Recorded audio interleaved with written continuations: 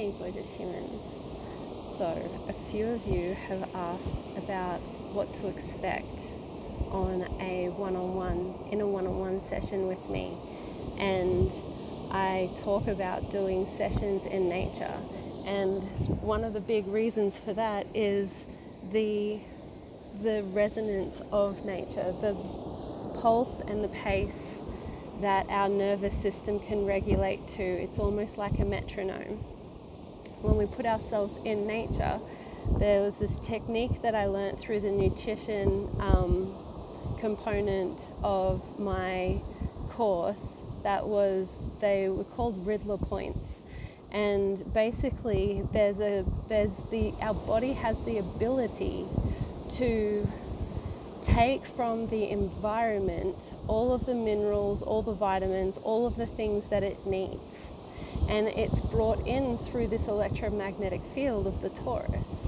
And when we're outside and when you're in the company of sharing these heart experience, these heart exploding and transforming experiences, when you speak deeply into your lived experience with someone who understands the magnitude and the magnetic and gravity that holds and can help you move through it. That's my gift to the world. And I'm so grateful to be able to have the capacity to hold.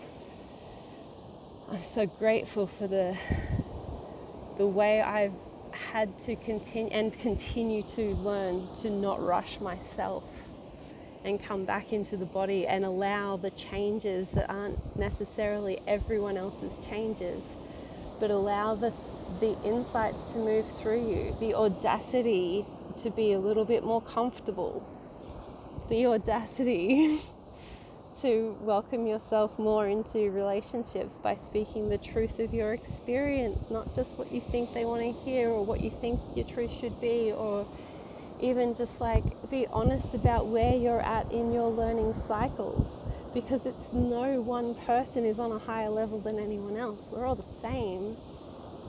We are all the same worth. It's resonance. It's where you put yourself and who you put yourself around and your motivations for all of that.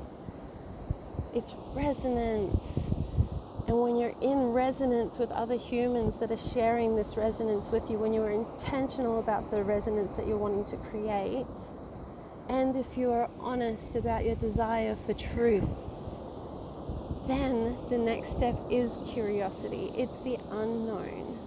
It's the putting yourself in a new atmosphere to access deeper levels of inner tuition. And this inner tuition is teaching us.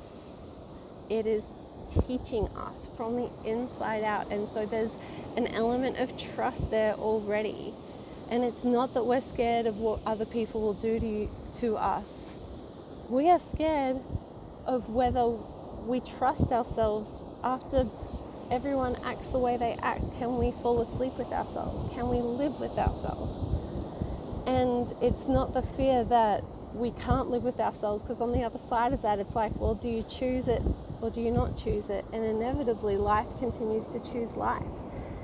And if we're devoted to the beauty of what this life is, it's spectacular. Like, through all infinity, all space and time, I am here under this sky for 120 years, right? She's got a lot to do. She's got a lot of things she wants to play with. And we get moments. It's not time, it's moments. And the more your heart breaks open, the more aware you are of the impact of every single moment that's lived, and how rare not just time is, but moments are. And it's continuing. We can't stop it.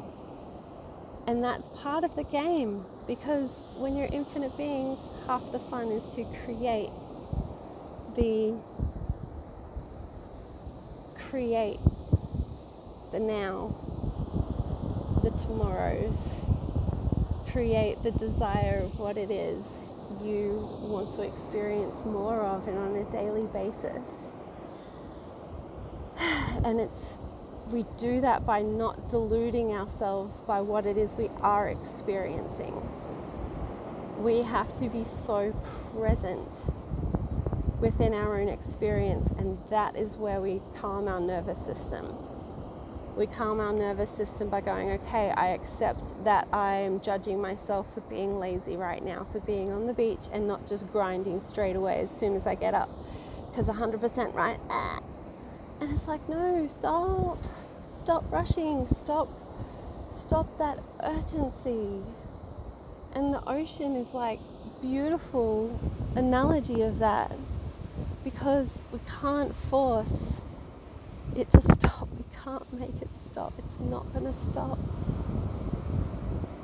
And when we can get into that pace, we access new levels within us. We access data from the infinity of everything that is connected. We access data, and that's where we create space. We decache all the things that we no longer need, all that quick information we no longer need. Decache, move on. What is it that we need? We need this connectedness to our own life energy. Is that not God? And does it not flow easier when you're happy and lit up and doing things that like fuel your soul and not just like stimulate your body? Like the body needs de-stimulation. And then we go into the mind, and it's like so overstimulated and overworked, and it needs rest too. And that's where the soul comes in. The soul comes in to hold a mirror up to all the things that you don't want to see. And this is shadow work. All the things you don't want to see. And it's like, okay, I'm going to have to accept that if I'm going to move clearly and consciously from this place, I need to not rush myself to be somewhere where I am realistically not going to be. I need to find this place of acceptance. And now I've found this place of acceptance. I'm responsible. Like, what am I responsible for? What is within my control? Where's my next move? Just one thing. Just one thing. Just do one thing at a time. And it is that slow. And it is that purposeful.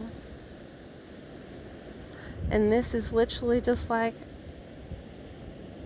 a session on the beach. Like, for those of you who feel intimidated by investing in a session with me in person, that's okay. Like, this is what I'm putting into these videos. What I believe I would love to have heard years ago, and things that I did hear that I've now lived out and experimented with, and it's still working. Like, telling the truth is the fastest way to peace. It's the fastest way. Fastest way to peace is telling the truth. And that's not just your truth, it's also opening up to that your truth is like 50% of the truth. At the very minimalist. But there is so much more truth that we don't see in our full truth. There is much more that we don't see, and it's holding account for that and allowing that to change us, to evolve us, to open our hearts so that we can build that resilience to not being in control of our experience, not being able to help other people's experience, like our children, as desperately as we want to, and we create these barriers when we feel as though this needs to be heard by them and they're so resistant to hearing. It's those moments where you need to turn to comfort yourself, because what it is you think is the best isn't necessarily the best for someone that you love on their journey. And I know how uncomfortable this is. Oh, my eye is twitching. It's that uncomfy.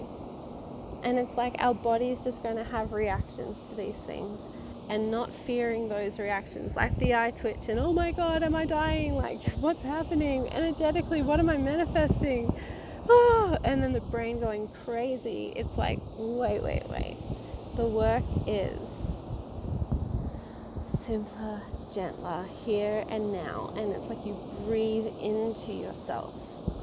You breathe life in. You let the mind go and you let the body relax. You relax your asshole. Relax that asshole.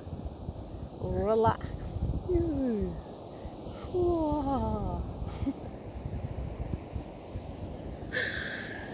Relax that asshole and just let your chest come up and be like, oh, I get to choose. It's okay.